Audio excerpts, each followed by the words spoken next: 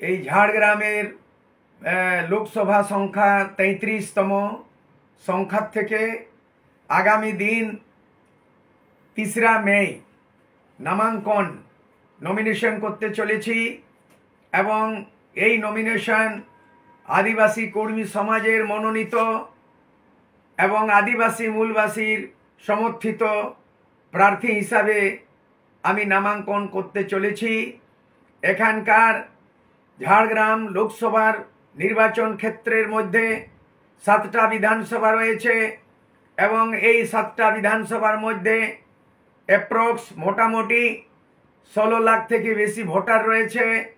আমি সমস্ত ভোটারকে আবেদন নিবেদন করছি, আপিল করছি, জোহার জানাচ্ছি কি আগামী দিনে যেটা 25শে মে এই নামাঙ্কনের পরে যেটা নির্বাচন হবে, মতদান হবে, আপনারা সমস্ত দলে বলে মতদান দিন। এই ঝাড়গ্রাম লোকসভা নির্বাচন ক্ষেত্র আদিবাসীর জন্য সুরক্ষিত, কিন্তু আদিবাসীর জন্য সুরক্ষিত হলেও এখানে মূলবাসী রয়েছে। এখানে যাদের দাবি দাবা, যাদের আন্দোলন মূলত আদিবাসী কুর্মী সমাজের একটা আন্দোলন চলেছে, তাদের দাবি নিজের জাতি গোষ্ঠীকে এসটি সিটে সামিল করার। তেমনি এখানে রয়েছে মূলবাসীদের যাদের 27% নকরির চাকরির ক্ষেত্রে গ্যারেন্টি, এবং রয়েছে এখানে আদিবাসী, বিশেষ করে এখানে সাঁওতাল সমাজ যেটা আদিবাসীর মধ্যে তাদের বৃহত্তর সংখ্যা।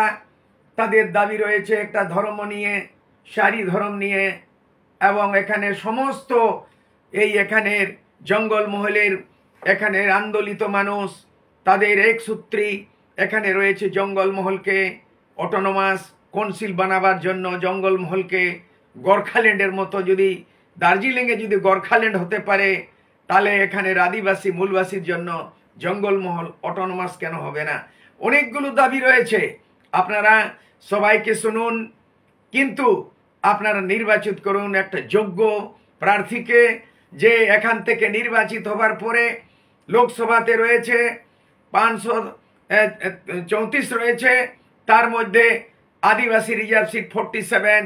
কিন্তু আমার জন্য গর্ব হবে কি এখান থেকে যদি নির্বাচিত হয়ে যাব, তাহলে ভারতবর্ষের 500 নির্বাচিত এমপির মধ্যে তাদের যে আদিবাসীদের প্রতিনিধিত্ব আজ পর্যন্ত হয় নাই, লোকসভাতে আওয়াজ এখানে বুলন্দ হয় নাই, তাহলে এটা আমি সৌভাগ্য পাবো কি এখানের প্রতিনিধিত্ব করে এখানের আদিবাসী মূলবাসী এসটি এসসি মাইনরিটি, এটার জন্য আমরা করব।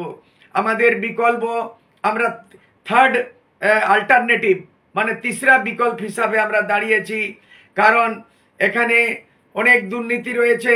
কেন্দ্রতে রয়েছে নরেন্দ্র মোদী বিজেপি সরকার, রাজ্যতে রয়েছে টিএমসি সরকার, কিন্তু এখানের জনগণের যে আশা আকাঙ্ক্ষা পুরা হলো না। সেই জন্য আমরা 3রা বিকল্প হিসাবে আমরা দাঁড়িয়েছি। আদিবাসী মূলবাসী কুর্মী সমাজের হড়মিতান সবাই মিলে আমরা যোগ্য প্রার্থী হিসাবে আমি দাঁড়িয়েছি।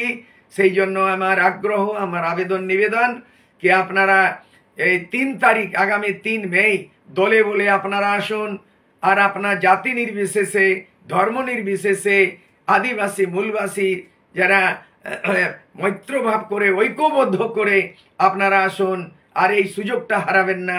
দলে বলে আপনাদের উপস্থিতি রাখুন, আর আগামী দিনে যে নির্বাচন হবে তাতে যুক্ত প্রার্থী হিসাবে জয়যুক্ত করুন।